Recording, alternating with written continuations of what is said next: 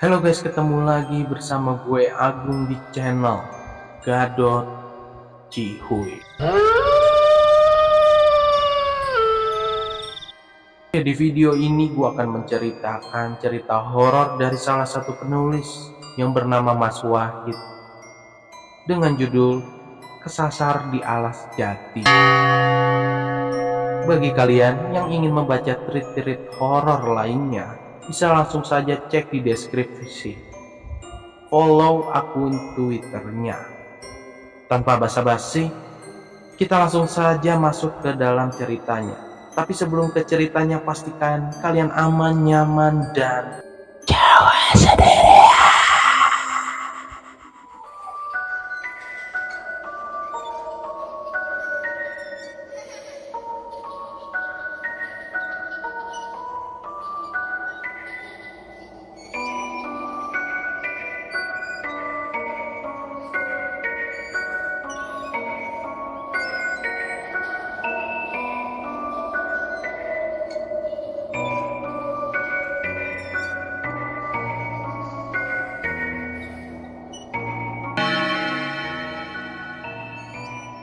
Sebut saja Herman.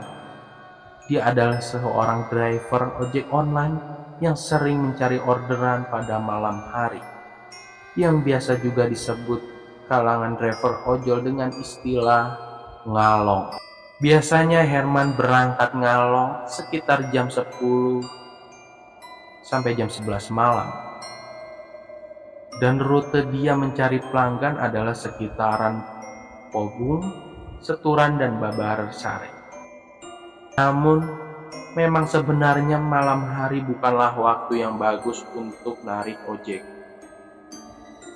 Lalu berangkatlah Herman dengan penuh semangat untuk memulai mencari rezeki.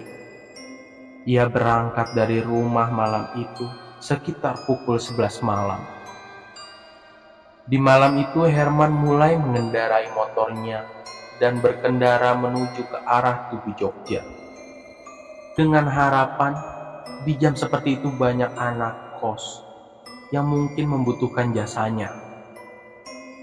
Tak berselang beberapa lama, ketika Herman memasuki kawasan Babarsari, ternyata ada customer di sekitar bagian jembatan bawah Janti.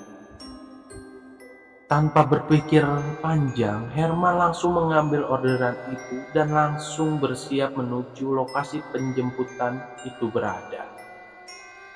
Dengan semangat, Herman menarik gas motor Varionya. Tak butuh waktu lama untuk Herman sampai ke titik di mana lokasi penjemputan itu berada. "Mbak Lia ya?" ucap Herman. Wanita itu mengangguk dan langsunglah Herman memberikan helm untuknya. "Ini tujuannya sesuai aplikasi ya, Mbak? Atau Mbaknya punya jalan alternatif lain?" tanya Herman sambil melihat map. "Iya, Mas," jawab wanita itu.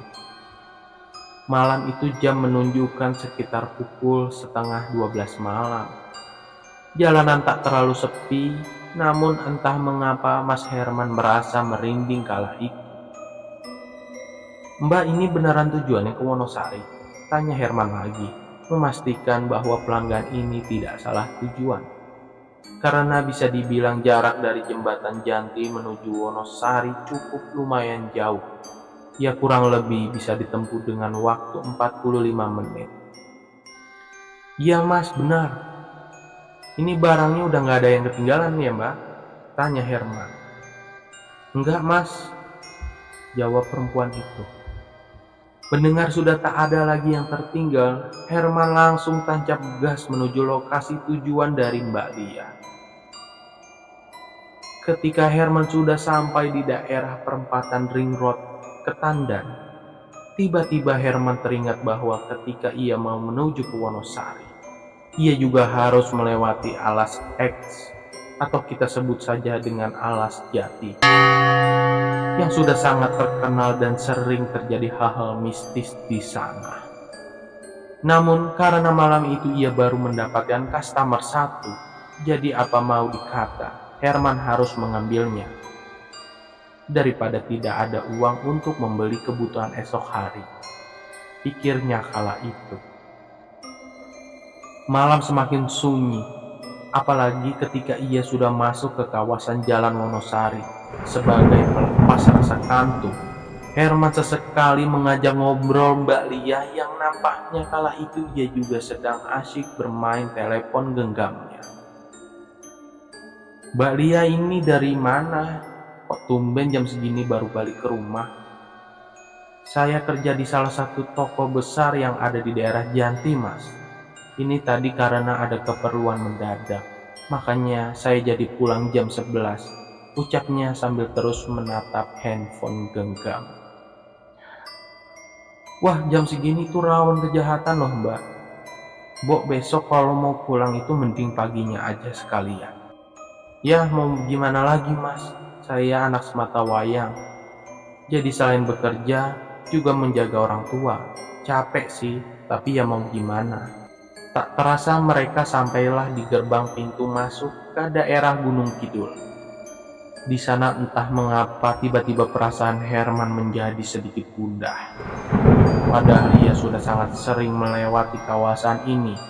Namun entah mengapa malam ini rasanya begitu berbeda dari biasanya.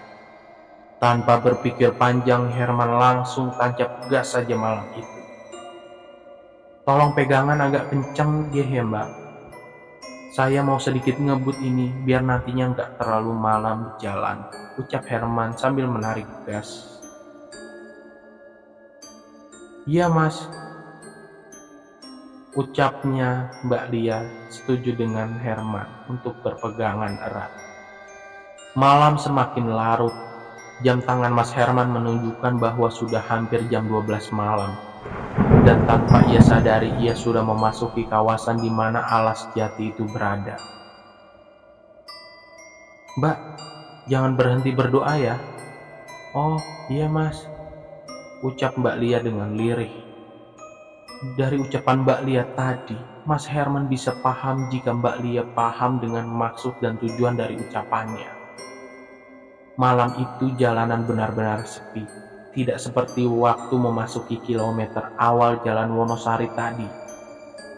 Sebenarnya Mas Herman malam itu sudah memiliki firasat yang tidak baik. Tapi bagaimanapun ia harus mengantarkan Mbak Lia sampai ke tujuan. Karena itu sudah menjadi tanggung jawabnya ketika ia sudah menyetujui Mbak Lia sebagai customer-nya.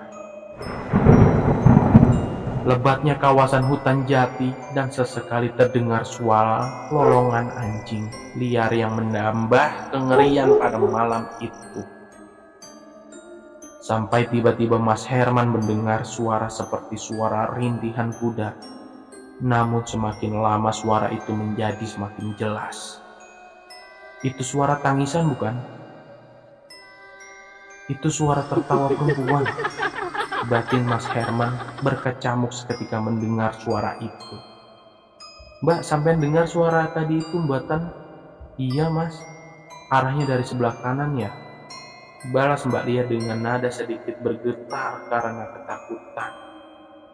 "Udah Mbak, pegangan kencang aja, semoga aja dia nggak menampakkan wujudnya." "Jangan berhenti berdoa ya Mbak," ucap Herman.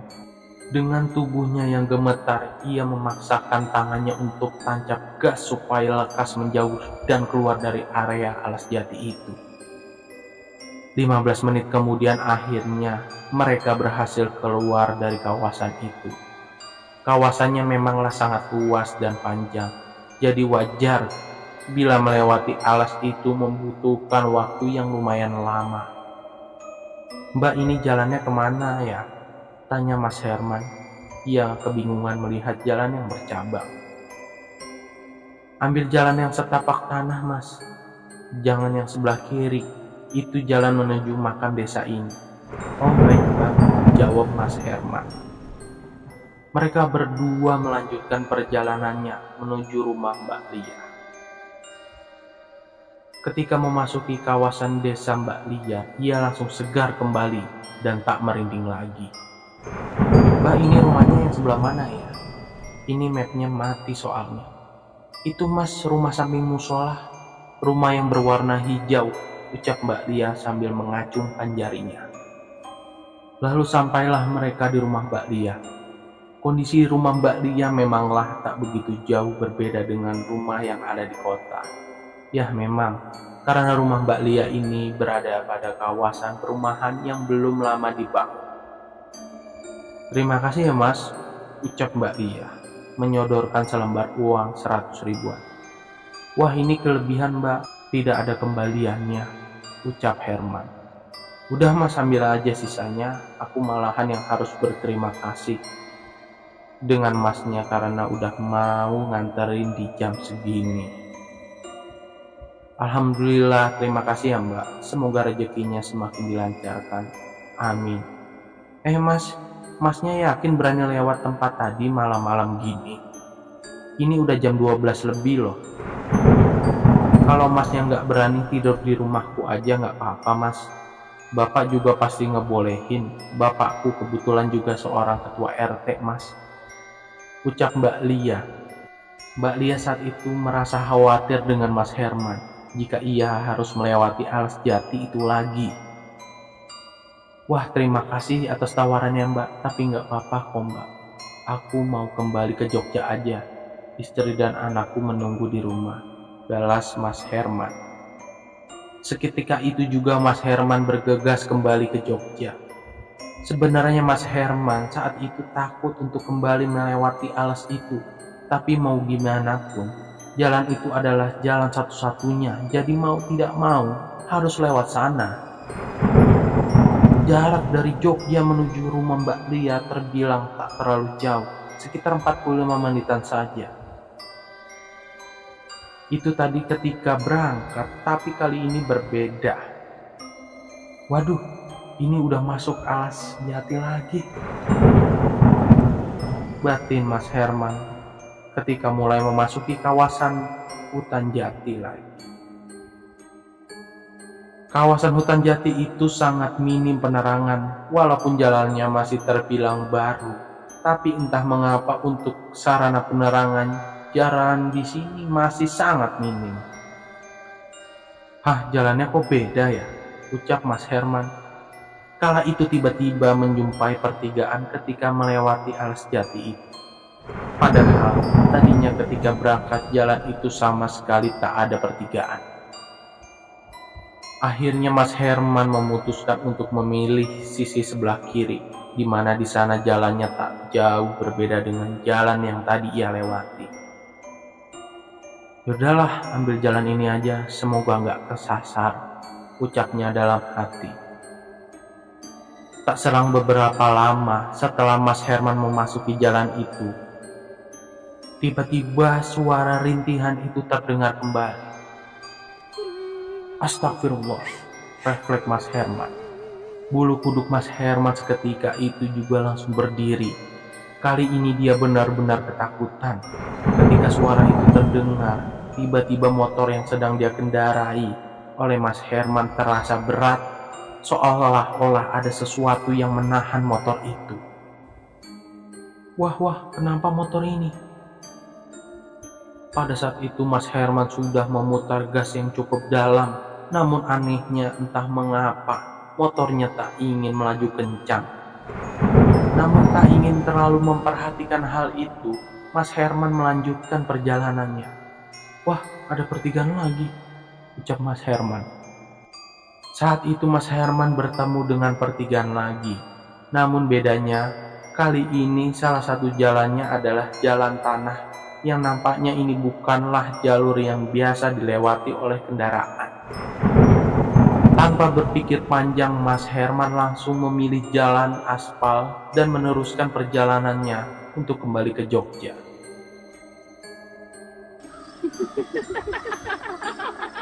Suara rintihan lirih terdengar kembali dari Alas Jati. Astagfirullah. Mas Herman dengan ketakutan langsung tancap gas motornya. Perjalanan Mas Herman berlanjut semakin lama. Entah kenapa Mas Herman merasa semakin aneh dengan kondisi sekitarnya. Yang tadinya tak ada pertigaan ketika memasuki kawasan alas ini, dan secara tiba-tiba ada pertigaan. Ini merupakan hal yang sangat aneh, pikir Mas Herman saat itu. Di tengah lamunan, lagi-lagi ia bertemu dengan pertigaan, dan yang membuat Mas Herman terkejut, ini adalah pertigaan yang sama yang tadi sudah ia lewati. Merasa ada yang tak beres, Mas Herman hendak menghubungi rekannya sesama ojek online. Namun betapa kagetnya Mas Herman ketika melihat HP-nya, ternyata tak ada sinyal sama sekali. Jam tangan Mas Herman sudah menunjukkan pukul 1:50 pagi, yang dimana ini sudah sangat tidak wajar, dimana kala itu Mas Herman berada di alas itu hampir 2 jam. Merasa ini sudah tidak beres, Mas Herman memelankan kendaraannya dan membuka kaca helmnya, dengan harapan semoga saja ia akan bertemu seseorang yang bisa membantunya. Berjalan terus berjalan, Mas Herman menembus gelapnya malam di tengah alas jati itu, dengan kondisi ketakutan, dan tentu saja ia sendirian. Tibalah Mas Herman di area persawahan. Anehnya, ini adalah perbukitan kapur, dan tadi pun waktu berangkat Mas Herman sama sekali tak melihat ada sawah di area hutan jati ini. Mas Herman dengan semangat menuju jembatan, dan benar saja di sana ada bapak-bapak sedang duduk di atas jembatan. Dengan segera Mas Herman mematikan mesinnya dan melepaskan helm yang ia pakai. "Permisi Pak, mau tanya." "Oh ya, gimana nak?" balas bapak itu menyambut pertanyaan dari Mas Herman. "Maaf Pak, mau tanya kalau jalan menuju ke kota Jogja itu sebelah mana ya Pak?" Herman kala itu bertemu dengan bapak-bapak yang umurnya sekitar sudah kepala 5. Bapak itu memakai baju berkerah dan kancing yang tiada dikaitkan, yang membuat dadap bapak itu terlihat mesti hanya sedikit karena gelapnya malam. Bapak itu juga menggunakan celana hitam di atas mata kaki yang kala itu tampak sedang sedikit basah. Bapak ini memakai caping layaknya orang dari sawah. Namun anehnya, ketika Herman bercakap dengan bapak ini hanya menunduk, dan juga beliau sama sekali tak melepas caping yang kala itu sedang melekat di kepalanya. Sehingga Herman sama sekali tak bisa melihat wajah dari sosok bapak itu. Alah Nam, kamu itu loh juga aneh, ngapain jam segini malah keluyuran?" "Jam segini itu saatnya istirahat," balas bapak itu. "Iya Pak, tadi saya nganter pelanggan ke daerah Wonosari. Tadi dia naik dari Janti," balas Mas Herman.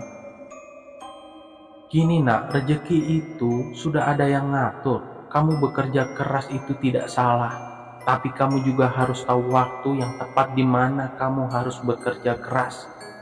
Rezeki itu mau kamu kejar bagaimanapun caranya, jika itu bukan rezekimu, itu tak akan pernah kamu gapai.